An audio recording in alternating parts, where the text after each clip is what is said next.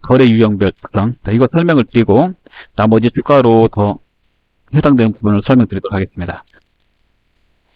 네, 첫 번째 11번 과세가 보이죠? 네, 11번 과세는 세금계산서 발행했을 때, 네, 국내에다 물건을 공급하고 세금계산서 발행했을 때, 네, 국내에 물건을 공급하면 10%짜리 발행하라고 돼요. 네, 10%짜리 세금계산서 발행했을 때입니다. 네, 10%짜리 세금계산서를 과세라고 그래요.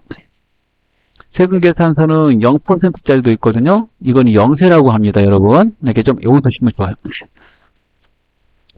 네, 11번 과세로 입력을 할 때는요, 공급가액을 그대로 넣으시면 되겠고, 세금계산서를 발행했으니까 세금계산서 보고 넣으면 되겠죠.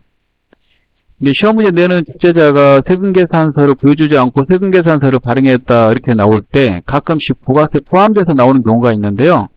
해당되는 자리에 공급가액에는 공급가액만 넣어야 되니까 부가세가 포함되어 있다면 부가세가 10%니까 그 부가세를 빼기 위해서 나누기 1.1을 하면 됩니다. 이게 좀 알아두시고, 그 다음에 세금계산서 발행했는데 물건이 반품됐다 그러면 세금계산서는 물건을 공급하는 사업자가 발행해야 되므로 또 발행을 해야 되죠.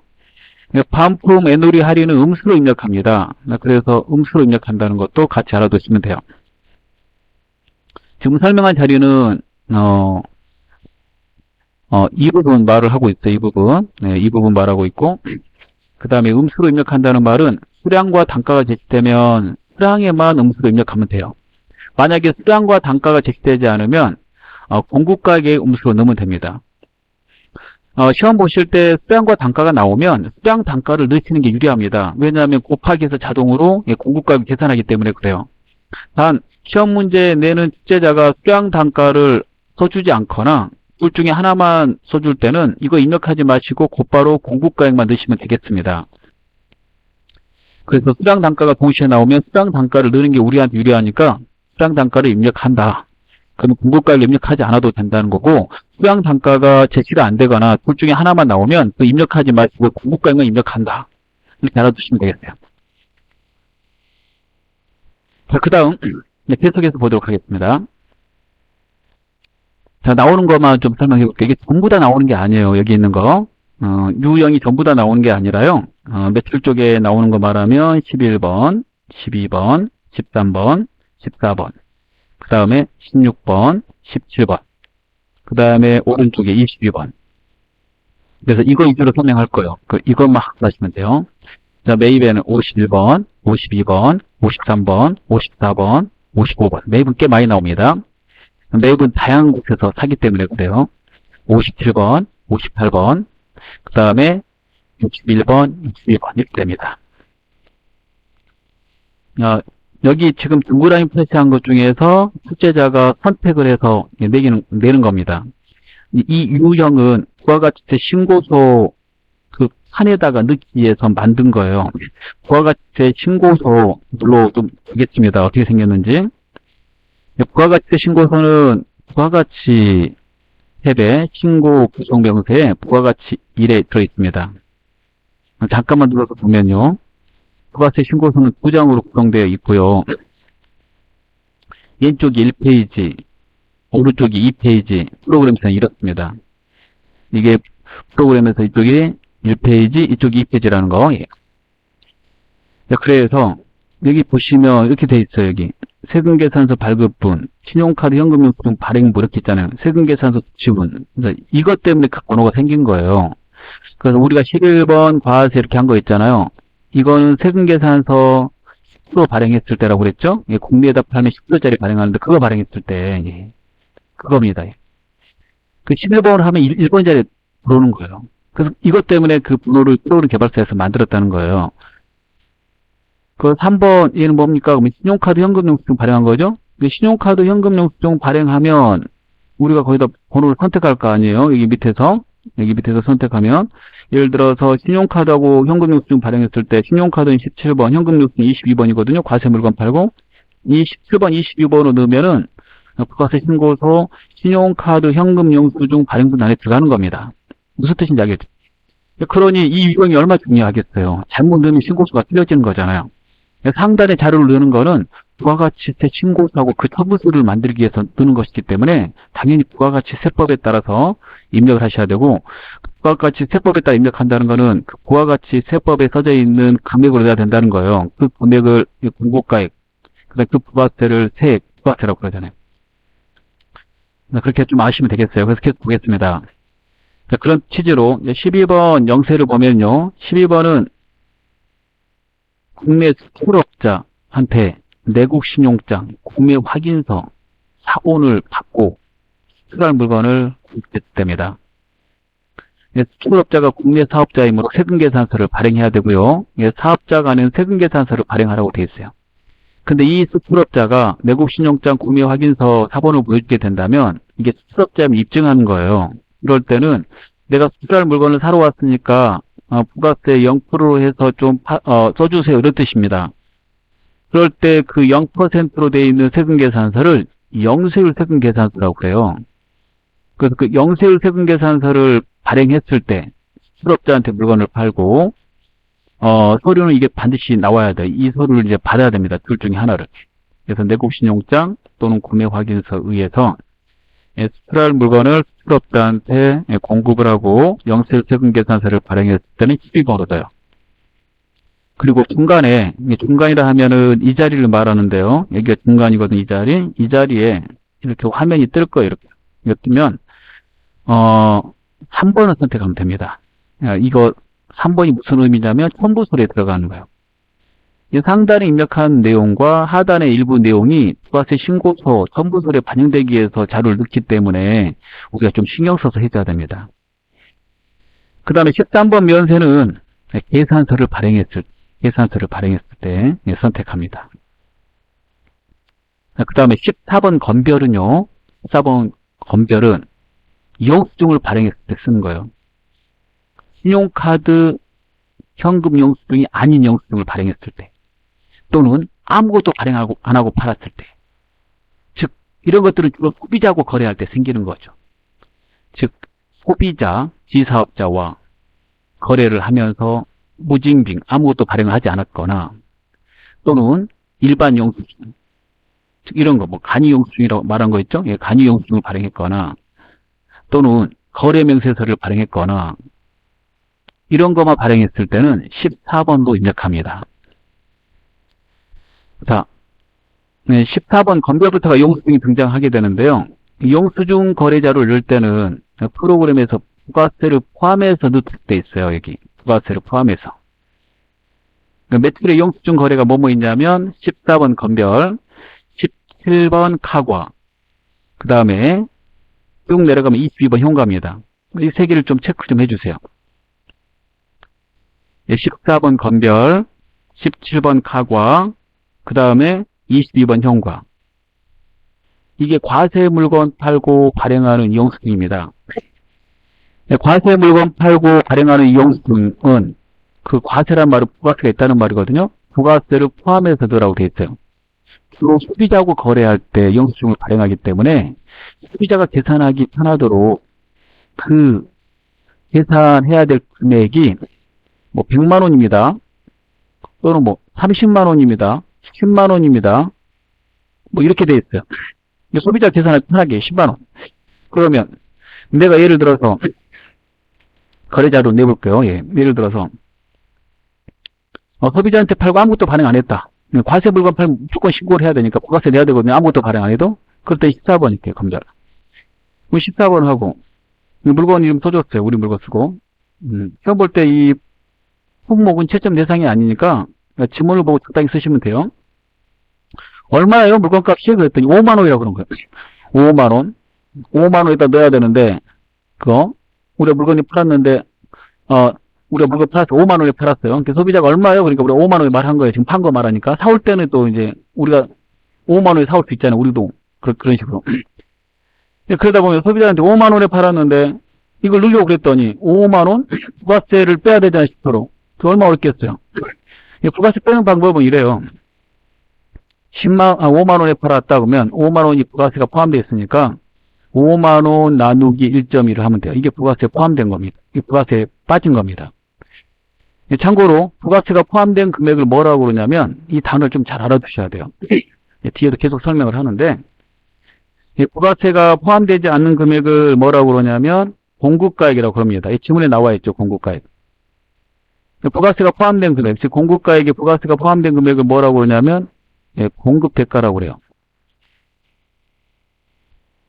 부가세 과세대 물건 팔고 영수증 팔 때, 즉 건별, 카과, 현과 이거거든요. 매출에서는 세 개고 매입에서는 두 개밖에 없어요. 이 자료는 영수증이란 말이에요. 영수증. 세금계산서, 계산서 아니면 영수증이라고 그러는데, 그 영수증 중에서 카드 전표, 현금 영수증이 아닌 나머지 영수증은 건배도 안 되는 거고, 아무것도 발행 안 했을 때 건배도 안 돼요. 과세 물건 팔면 세금을 다 내야 되기 때문에. 주로 소비자 상대로 팔겠지. 그럼 소비자한테 주로 상대로 팔 때 5만 원입니다. 이렇게 되면, 이 5만 원이라는 말이 공급 대가잖아요. 부가세 포함된 거니까 일반적으로. 아무 말 안 하면 부가세 포함된 거고. 그럼 여기다가 공급가액 넣는 자리에다가 공급대가를 넣을 수 없으니까 우리가 계산하겠죠. 나누기 1점이. 이렇게 하면 소수점 나오고 계산이 상당히 힘들어요. 그래서 프로그램 개발사에서 그거 나누기 1점이라고 계산해서 넣지 말고 그냥 전체 부가세 포함된 금액을 넣어라 이거요. 제가 넣어볼게요. 넣으면 그리고 엔터 치면 자기가 계산해서 부가세를 분리시켜서 이렇게 나타냅니다. 그래서 계산 할 수 없고 빠르게 입력하게 할 수 없고 도와준다 이거예요. 얼마 필요합니까?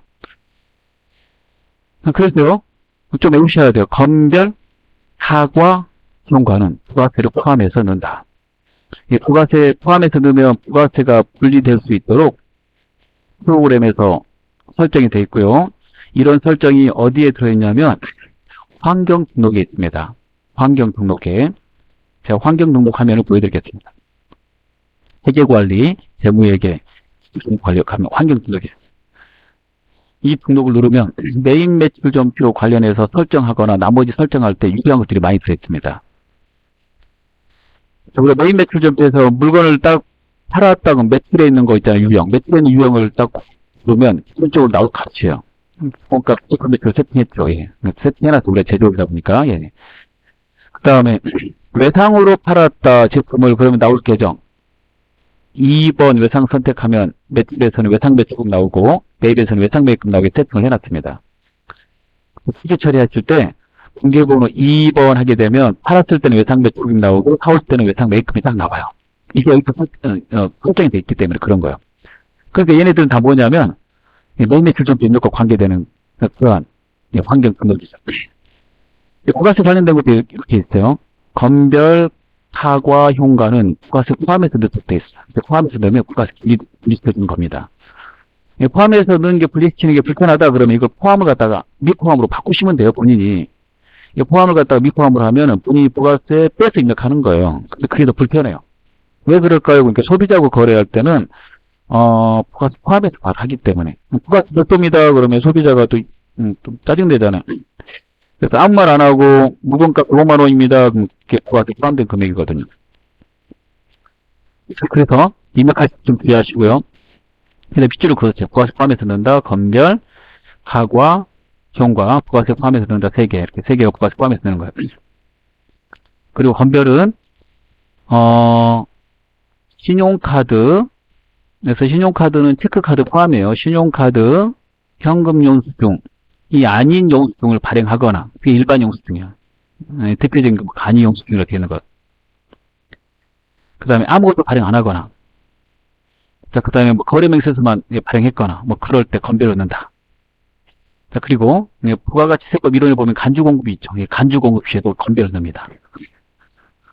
그럼 16번 수출은요, 이렇게 생각하시면 돼요. 즉, 시험 문제에 이렇게 숫자가 나와 있을 거예요. 우리 회사가 직접 수출한 거.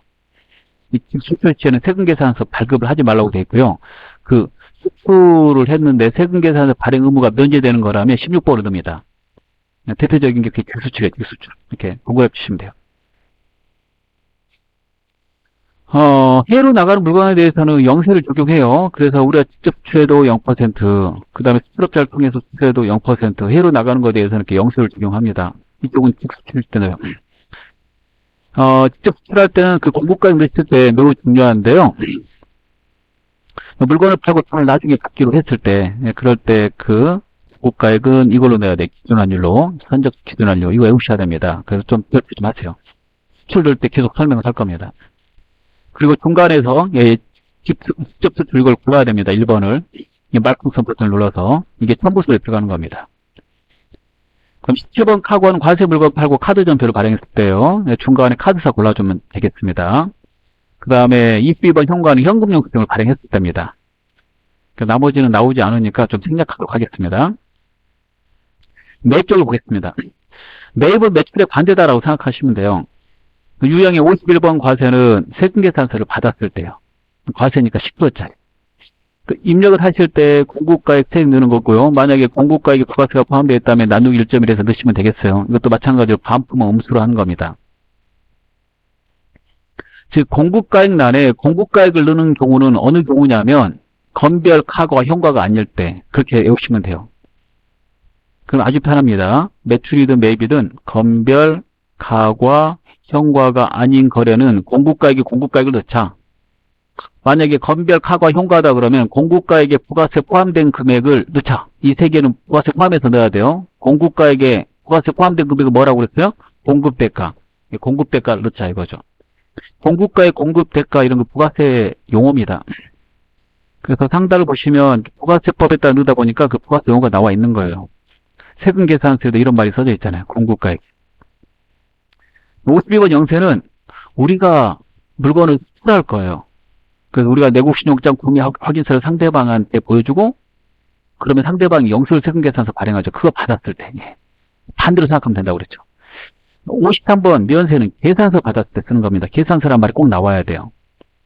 부가가치세 신고하실 때 그 칸에다 넣는 것들은 증명서류별로 구분해서 넣어요. 증명서류에 증빙이라고 그러거든요. 그래서 항상 매입 매출 전표 자료에다 입력할 그 거래는 증명서류를 제일 먼저 확인하는 겁니다.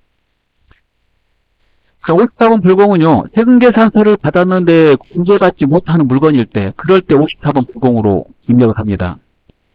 참고로, 세금계산서 받은 것 중에서 공제받지 못하는 거는 불공으로 넣는다고 그랬는데, 공제받지 못하는 물건을 사고, 국가세 공제받지 못하는 물건을 사고, 세금계산서가 아닌 것을 받았을 때, 즉, 영수증을 받게 되면, 이 매입 매출 전표에다 입력을 안 해요. 왜냐하면 그거는 부가세 신고하지 말라고 되어 있거든요. 공지도 안 해주는데 뭐 신고합니까? 이런 거예요. 그래서 신고하지 마세요. 그러니까 그런 건 일반 전표에다 넣는 겁니다. 단, 세금계산서 받은 거에 대해서는 무조건 신고하라고 되어 있고요. 그게 공제가 되지 않든 간에 무조건 신고합니다. 그래서 신고서에다 넣어야 되니까 세금계산서를 받은 것 중에 부가세 공제가 안 되는 거면 공제 안 된다고 보이거든요. 네, 불공으로 넣으면 돼요. 그럼 즉 공제받지 못할 매입액 그런 자리에 자기가 알아서 들어갑니다. 얘하고 헷갈리시면 안 돼요. 얘는 이제 공제 받는 거예요. 얘는 세금계산서 받은 것 중에 세금계산서 같은 게 나오니까 잘못 넣는 경우가 많아요. 얘는 공제 못 받는 거. 세금계산서는 똑같이 나와요. 지문에 세금계산서, 세금계산서. 공제 받지 못하는 품목을 외우셔야 돼요. 그리고 이거 54번 선택하면 중간에 그 사유 고르라고 그러는데 이게 바로 공제 못 받는 품목입니다.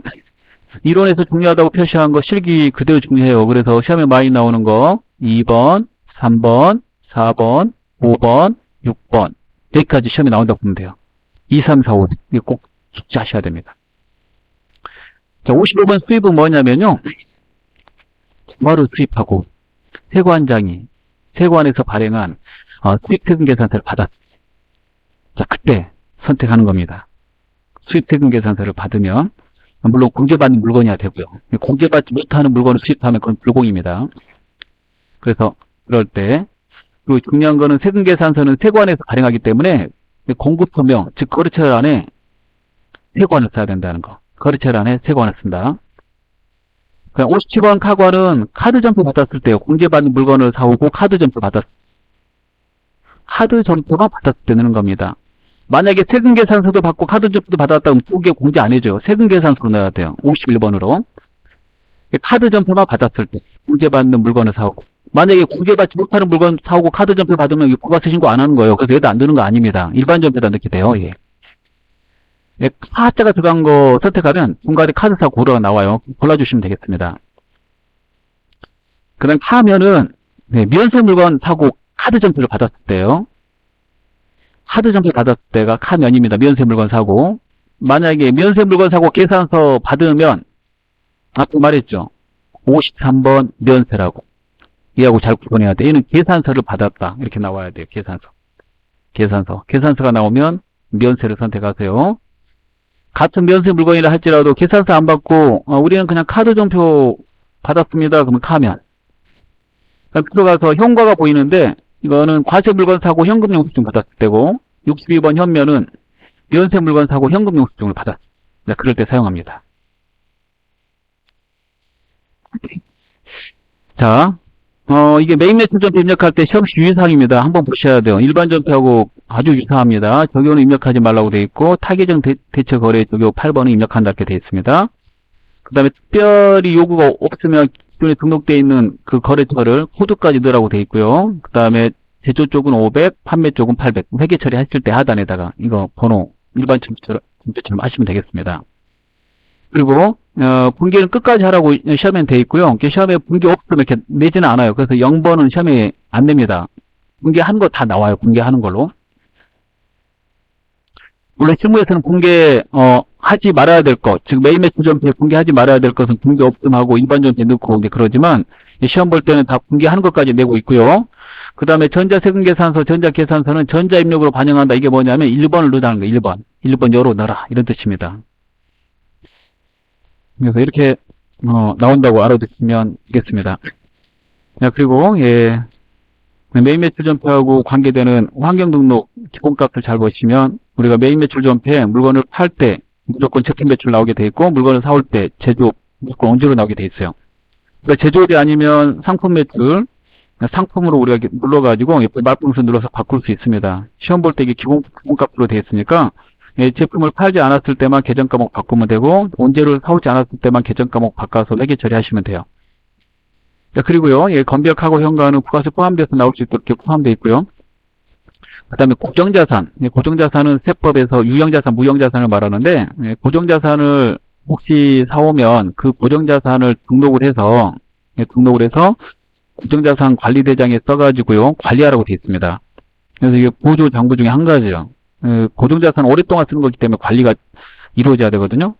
매년 감가상각하고. 그럴 때 이 고정자산을 사오면 프로그램에서는 그 고정자산을 빼먹고 등록을 안 할까 해서 등록하라고 11번에 고정자산 간편 자동 등록 창이 뜨게 되는데 시험 볼 때는 이게 등록하라고 하지 않으므로 전산회계 1급에서는 기본값이 사용 안 함으로 해놨습니다. 실무에서는 사용함으로 해놓고 쓰시는 게 좋습니다. 나머지는 전산회계 1급 시험과 관계가 없으므로 설명을 생략하도록 하겠습니다. 자, 이렇게 해가지고요, 여러분이 이제 거래 자료를 매출, 매입 이렇게 쭉 넣으시는 거예요. 매출, 매입. 다음 강좌에서 이어서 하도록 하겠습니다. 감사합니다.